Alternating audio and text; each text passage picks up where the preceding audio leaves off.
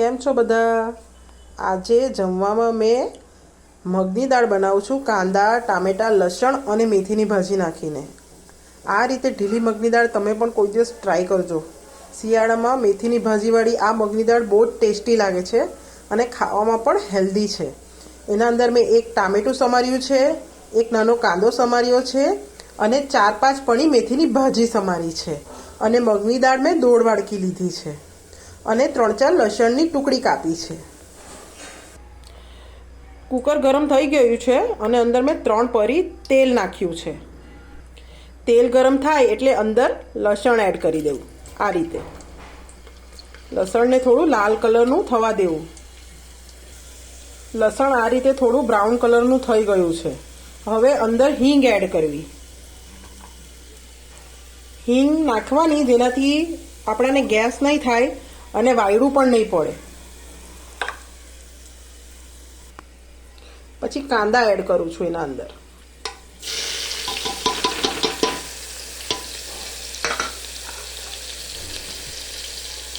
કાંદાને થોડા ધીમા તાપે ચડવા દેવાના.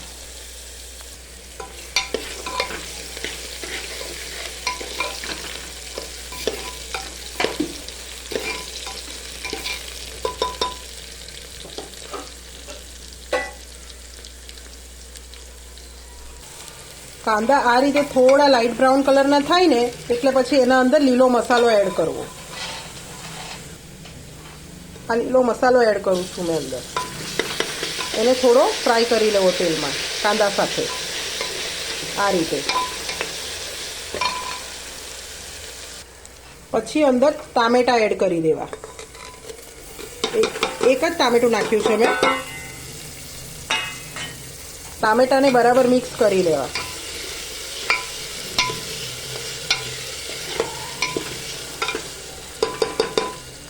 ત્યાર પછી એના અંદર ધાણા જીરું, હળદર, લાલ મરચાંની ભૂખી નાખીને બરાબર મિક્સ કરી લઉં અને થોડી વાર ટામેટાને બરાબર અંદર ચડવા દેવું. ટામેટું થોડું ચડીને મિક્સ થઈ ગયું છે પછી એના અંદર મેથીની ભાજી એડ કરી દેવી. મેથીની ભાજી આ રીતે એડ કરી દેવી. પછી અંદર મગની દાળ પાણી નાખીને સાથે મિક્સ કરી દેવી. આ મગની દાળ થોડી ઢીલી બનાવું છું એટલે પાણી એડ કરવું અંદર. જો આ રીતે મેં પાણી નાખીને બરાબર મિક્સ કર્યું છે અને લાસ્ટમાં મેં એના અંદર મીઠું એડ કરીશ. મીઠું સ્વાદ પ્રમાણે એડ કરી દેવું. બરાબર મિક્સ કરીને 4 સીટી વગાડવી. 2 સીટી ધીમા ગેસે અને 2 સીટી ફાસ્ટ ગેસે એટલે મગની દાળ સરસ ચડી જશે અને બરાબર મિક્સ થઈ જશે. મગની દાળ મેં મૂકી દીધી છે સીટી વગાડવા માટે અને એની સાથે હું બીજું શાક બનાવું છું, સેવ ટામેટાનું. આના અંદર મેં 3 પરી તેલ નાખ્યું છે કેમ કે સેવ ટામેટાના શાકમાં છે ને તેલનું પ્રમાણ થોડું જોઈએ છે કેમ કે આપણે સેવ નાખીએ ને અને તેલનું પ્રમાણ ઓછું હોય ને તો બધું સૂકું થઈ જાય છે શાક. એટલે તેલ થોડું નાખવું કે જેનાથી શાક થોડું બરાબર રહે. આના અંદર મેં મેથી એડ કરી છે.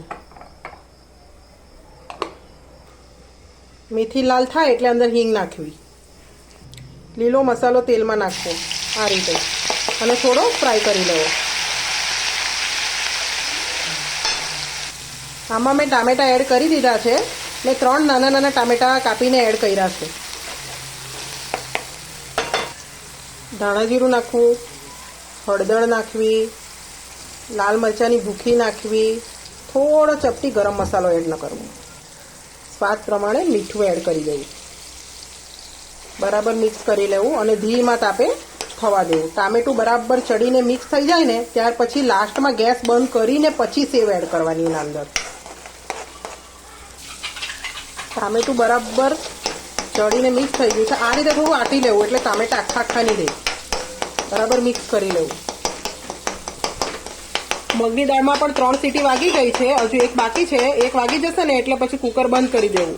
એક બાજુ મેં મેથીની ભાજીના મુઠિયા પણ બનાવીને મૂક્યા છે. સેવ ટામેટાનું શાક બનીને રેડી થઈ ગયું છે. મેં ગેસ બંધ કરી દીધો છે. એના અંદર મેં થોડા ધાણા એડ કર્યા છે અને અંદર પછી લાસ્ટમાં ગેસ બંધ કરીને સેવ આ રીતે એડ કરી દેવી. મેં થોડી મોટી સેવ નાખું છું, જેને જે રીતેની સેવ પસંદ હોય એ રીતે નાખવી. કોઈ ઝીણી ખાવામાં પસંદ કરે, કોઈ મોટી ખાવામાં પસંદ કરે, એ રીતે સેવ એડ કરવી ને આ રીતે બરાબર મિક્સ કરીને શાકને ઢાંકી દેવું. આ શાક રેડી છે. થોડી વારમાં સેવ પણ અંદર બરાબર મિક્સ થઈ જશે અને પછી એને ખાવું. મગની દાળ બનીને રેડી થઈ ગઈ છે. જો સરસ મિક્સ થઈને બરાબર બની છે ને. સેવ ટામેટાનું શાક અને રોટલા. Thank you.